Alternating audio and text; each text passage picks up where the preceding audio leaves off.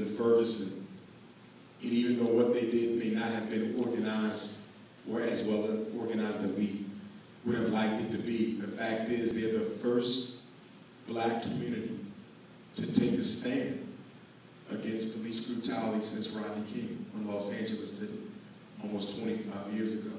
And so I commend them, because when Trayvon was murdered, Black Florida didn't stand. When the brothers in New York was murdered, New York didn't stand.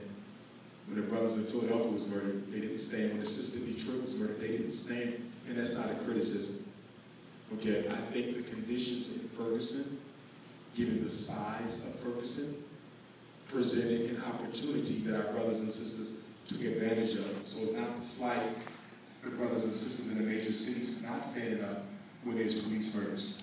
But credit has to be given to Ferguson for taking a stand. Because before Ferguson, black people started becoming numb to police assassinations of young black males.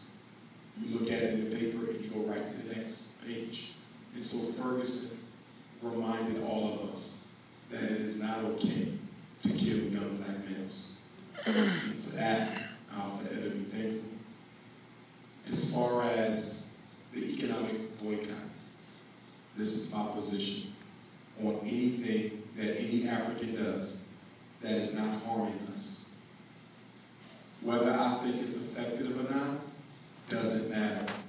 Whenever a black person or an organization stands up to do something right and they feel is going to benefit our people, if it's not harming nobody, if it's not bringing any type of detriment to our people, I'm going to support it.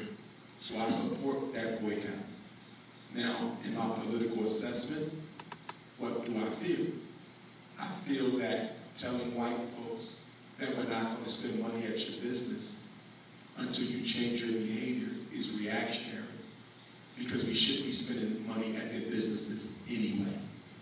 So what we need is a divestment movement where we stop spending totally and then redirect our funds to an African-owned industry where it can stay forever.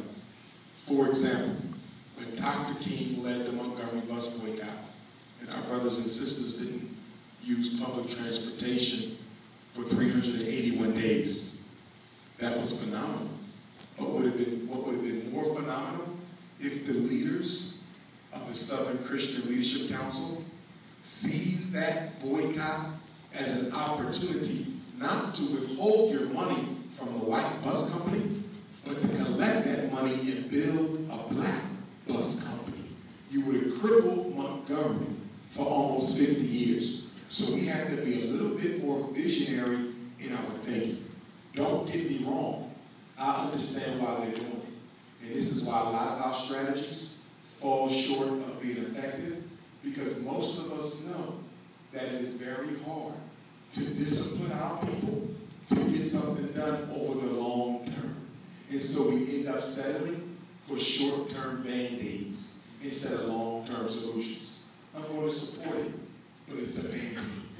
I supported the Million Man March, but the Million Man March was a band-aid because there was no solution with it. And I'm sure Minister Farrakhan, when he looks back as an elder with wisdom, he will see the fault or the shortcoming that he made in having a march 1 year and not having a follow-up program for almost 15 years. So we have to make sure we seize these opportunities when we get our people's attention.